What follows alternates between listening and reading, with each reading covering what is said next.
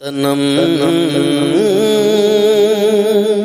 فرسودہ جا پارا سے ہجراں یا رسول اللہ۔ السلام علیکم ورحمۃ اللہ وبرکاتہ۔ نحمدہ ونصلی ونسلم علی رسولہ الکریم، اما بعد۔ 100 اونٹوں کا انعام۔ ادھر اہل مکہ نے اشتہار دے دیا کہ جو شخص محمد صلی اللہ علیہ وسلم کو گرفتار کر کے لائے گا اس کو 100 اونٹ انعام ملے گا۔ اس گراں قدر انعام کے لالچ میں بہت سے لالچی لوگوں نے حضور صلی اللہ علیہ وسلم کی تلاش شروع کر دی، اور کچھ لوگ تو منزلوں دور تک تعاقب میں گئے۔ معبد کی بکری۔ دوسرے روز مقام قدیر میں معبد عاتکہ بنت خالد خزاعیہ کے مکان پر آپ کا گزر ہوا۔ معبد ایک ضعیفہ عورت تھی جو اپنے خیمے کے صحن میں بیٹھی رہا کرتی تھی اور مسافروں کو کھانا پانی دیا کرتی تھی۔ حضور صلی اللہ علیہ وسلم نے اس سے کچھ کھانا خریدنے کا قصد کیا، مگر اس کے پاس کوئی چیز موجود نہ تھی۔ حضور صلی اللہ علیہ وسلم نے دیکھا کہ اس کے خیمے کے ایک جانب ایک بہت ہی لاغر بکری ہے۔ دریافت فرمایا، کیا یہ دودھ دیتی ہے؟ معبد نے کہا کہ نہیں۔ آپ نے فرمایا کہ اگر تم اجازت دو تو میں اس کا دودھ دولوں۔ معبد نے اجازت دے دی، اور آپ نے بسم اللہ پڑھ کر اس کے تھن کو ہاتھ لگایا تو اس کا تھن دودھ سے بھر گیا، اور اتنا دودھ نکلا کہ سب لوگ سیراب ہو گئے، اور معبد کے تمام برتن دودھ سے بھر گئے۔ یہ معجزہ دیکھ کر معبد اور ان کے خاوند دونوں مشرف باسلام ہو گئے۔ روایت ہے کہ معبد کی یہ بکری 18 ہجری تک زندہ رہی اور برابر دودھ دیتی رہی، اور حضرت عمر رضی اللہ تعالیٰ عنہ کے دور خلافت میں جب آمر رمادہ کا سخت قحط پڑا تو تمام جانوروں کے تھنوں کا دودھ خشک ہو گیا، مگر اس وقت بھی یہ بکری صبح و شام برابر دودھ دیتی رہی۔ سراقہ کا گھوڑا۔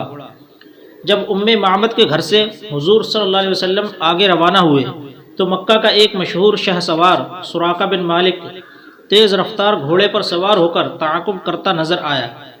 قریب پہنچ کر حملہ کرنے کا ارادہ کیا، مگر اس کے گھوڑے نے ٹھوکر کھائی اور وہ گھوڑے سے گر گیا۔ مگر 100 اونٹوں کا انعام کوئی معمولی چیز نہ تھی۔ انعام کے لالچ نے اسے دوبارہ ابھارا اور وہ حملے کی نیت سے آگے بڑھا، تو حضور صلی اللہ علیہ وسلم کی دعا سے پتھریلی زمین میں اس کے گھوڑے کے پاؤں گھٹنوں تک زمین میں دھس گئے۔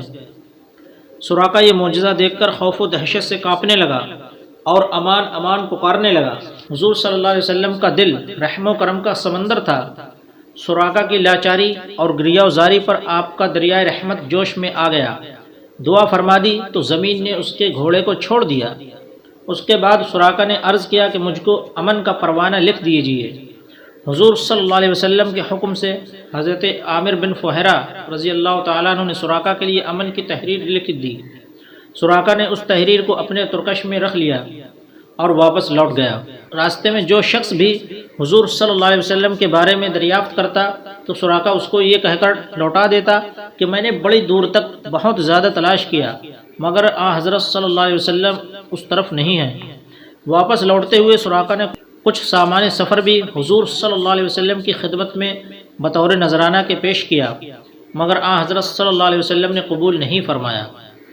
سراقہ اس وقت تو مسلمان نہیں ہوئے، مگر حضور صلی اللہ علیہ وسلم کی عظمت نبوت اور اسلام کی صداقت کا سکہ ان کے دل پر بیٹھ گیا۔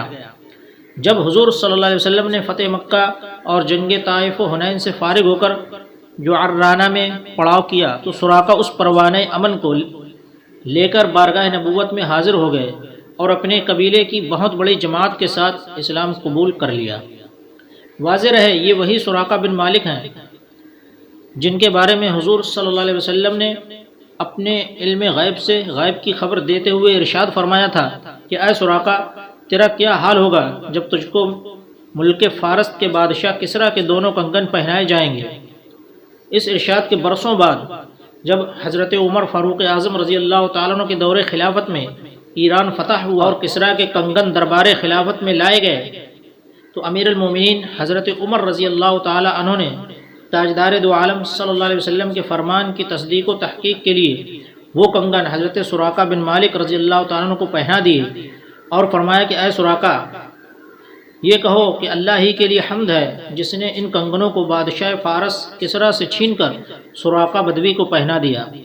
حضرت سراقہ رضی اللہ تعالیٰ عنہ نے 24 ہجری میں وفات پائی، جبکہ حضرت عثمان غنی رضی اللہ تعالیٰ عنہ تخت خلافت پر رونق افروز تھے۔ بریدہ اسلمی کا جھنڈا۔ جب حضور صلی اللہ علیہ وسلم مدینہ کے قریب پہنچ گئے تو بریدہ اسلمی قبیلہ بنی سہم کے 70 سواروں کو ساتھ لے کر اس لالچ میں آپ کی گرفتاری کے لیے آئے کہ قریش سے 100 اونٹ انعام مل جائے گا، مگر جب حضور صلی اللہ علیہ وسلم کے سامنے آئے اور پوچھا کہ آپ کون ہیں تو آپ نے فرمایا میں محمد بن عبداللہ ہوں اور خدا کا رسول ہوں۔ جمال و جلال نبوت کا ان کے قلب پر ایسا اثر ہوا کہ فوراً ہی کلمہ شہادت پڑھ کر دامن اسلام میں آ گئے اور کمال عقیدت سے یہ درخواست پیش کی کہ یا رسول اللہ، میری تمنا ہے کہ مدینہ میں حضور کا داخلہ ایک جھنڈے کے ساتھ ہونا چاہیے۔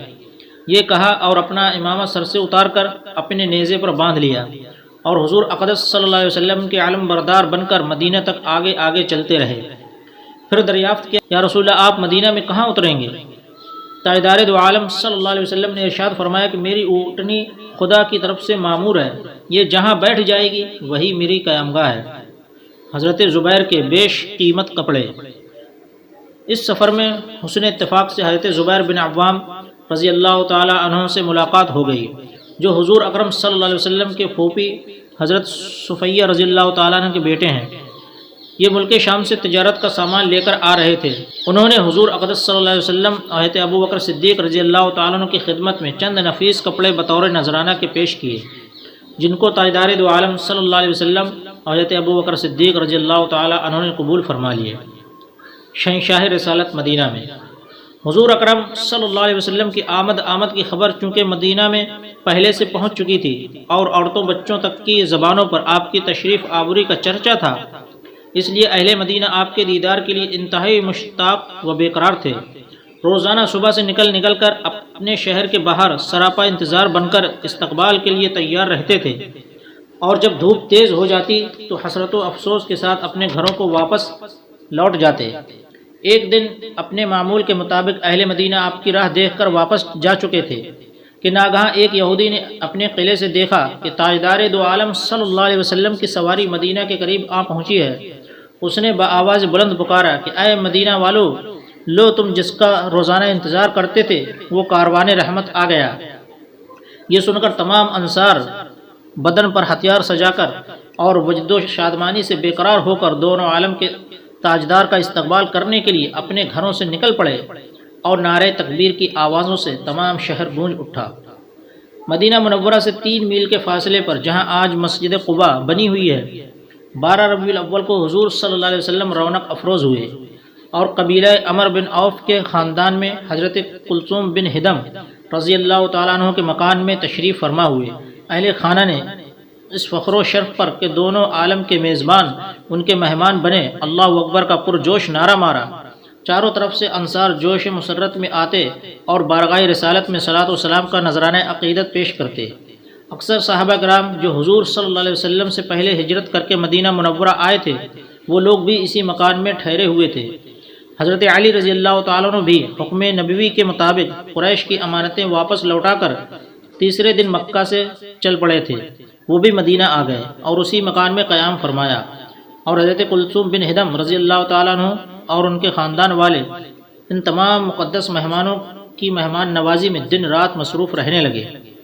اللہ اکبر۔ عمر بن عوف کے خاندان میں حضرت سید الانبیاء و سید الاولیاء و صالحین صحابہ کے نورانی اجتماع سے ایسا سما بند گیا ہوگا کہ غالباً چاند، سورج اور ستارے حیرت کے ساتھ اس مجمع کو دیکھ کر زبان حال سے کہتے ہوں گے، یہ فیصلہ مشکل ہے کہ آج انجمن آسمان زیادہ روشن ہے یا حضرت کلثوم بن ہدم کا مکان، اور شاید خاندان عمر بن عوف کا بچہ جوش مسرت سے مسکرا کر زبانی حال سے یہ نغمہ گاتا ہوگا، ان کے قدم پہ میں نثار جن کے قدوم ناز نے اجڑے ہوئے دیار کو رشک چمن بنا دیا۔